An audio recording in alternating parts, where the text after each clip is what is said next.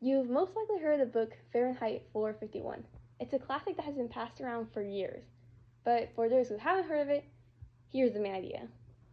Fahrenheit 451 is a dystopian novel written by Ray Bradbury in the early 1950s, following the Second World War. The book is set in a world where firefighters, instead of putting out flames, burn books.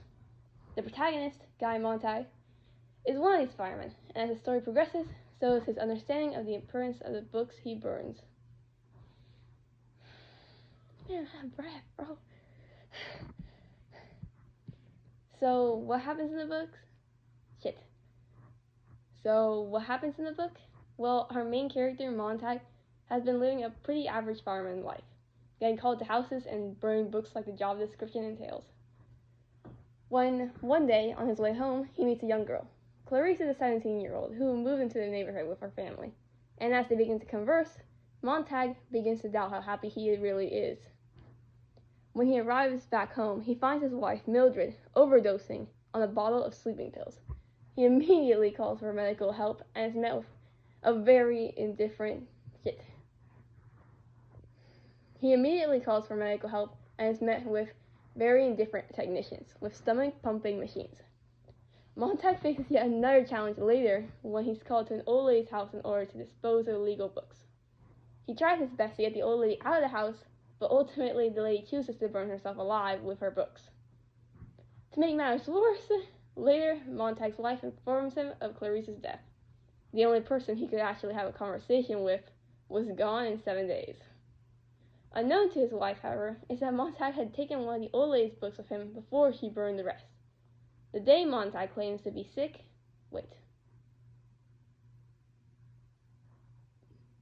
The next day, Montag claims to be sick, and since his boss, Beatty, I'm gonna search this out real quick.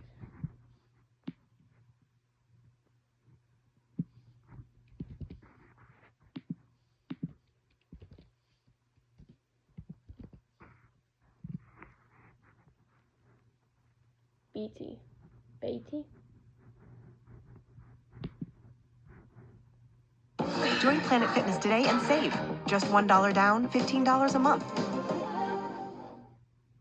Let's learn once and for all how to pronounce these names. There are different pronunciations, hence the confusion in English. British English pronunciation is usually as BT. Now, in American English, it's either Beatty, generally as a first name, now as a surname. It's also pronounced as Beatty, as in. Okay. The next day, Montag claims to be sick, and since his boss, Beatty, doesn't like slackers, he comes to visit Montag. Beatty gives a whole spiel about books and how it came to be that they started being incinerated. Minority groups got offended by some books. That's shit. Apparently, minority groups got offended by some books, and that spread until people started censoring their writing in order to avoid discourse. Eventually, society decided that books ultimately lead to more harm than good, and began to burn them. Seeing how suspicious Montag was clearly acting, Beatty tells him that firefighters can keep a book to read for 24 hours, but after time is up, they'll be set aflame. After Beatty leaves, Montag gets the bright idea to go find a retired English professor he once met, named Faber.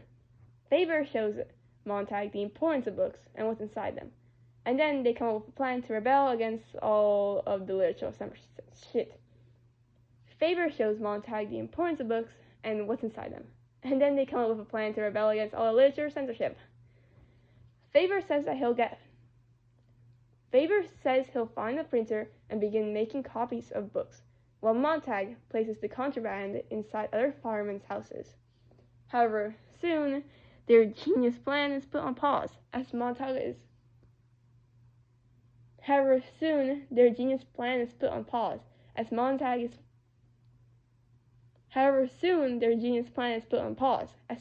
confronted by his boss when he goes back to work, and rushed to go work on burning and that. However, soon their genius plan is put on pause as Montag is confronted by his boss when he goes back to work, and rushed to go work on burning another house of books. this time being his own. After being forced to burn his own home, Montag is After being forced to burn his own home, Montag is nearly arrested, but suddenly uses his flamethrower against Beatty, killing him on the spot. Montag flees the scene and escapes the anesthetic-injecting robot hound. That's also there, by the way. Yeah, that's a thing in this world. Anyway, Montag seeks Faber's help, and the retired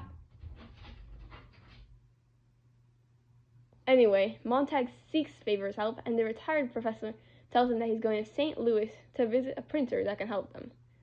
Montag runs to the river and goes downstream. He then follows an abandoned set of railroad tracks and finds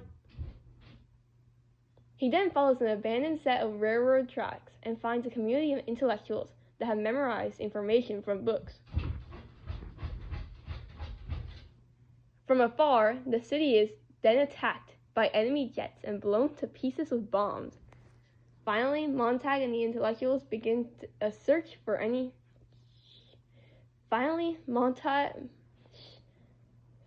and the other survivors...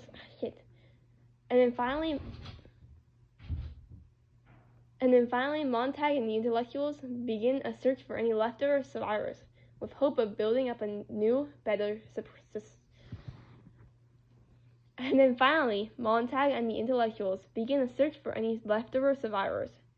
building up a new, better society.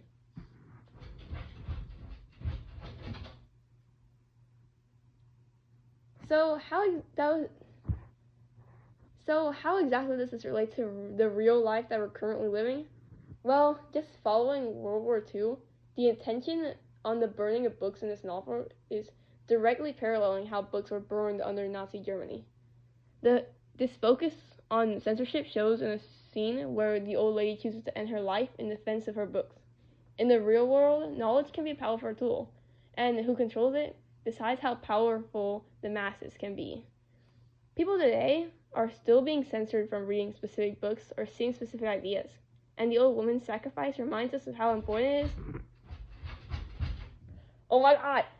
People today are still being censored from reading specific books or seeing specific ideas, and the old woman's sacrifice reminds us of how important it is to fight for our right to know. Another scene brought up in the book is Mildred's TV screen walls.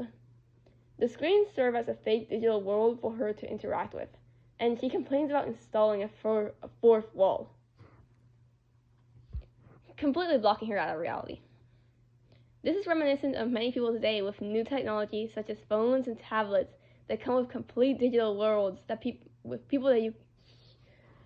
This is reminiscent of many people today with new technology such as phones and tablets that come with complete digital worlds with people that you can interact with without seeing once.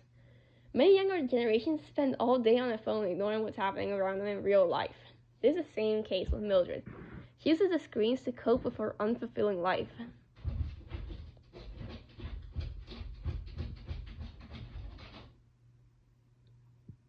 Finally, the last connection to real life I want to bring up has to do with Montag and Faber's rebellion plan.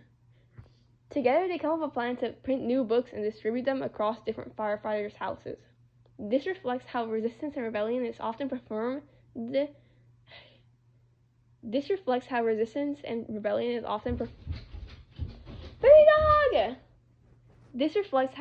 and rebellion is often performed in cases of extreme censorship. There are still modern examples around the world of places where the people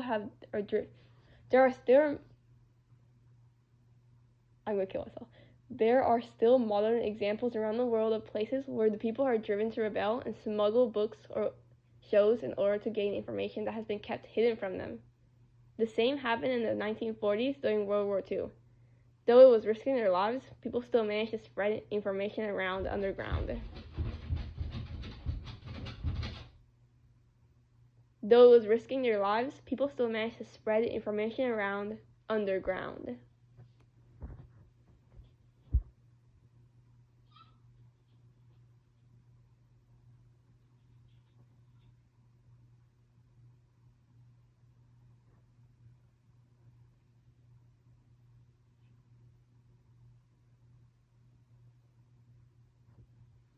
So, are you going to stand by? Or will you pick up this book and read it?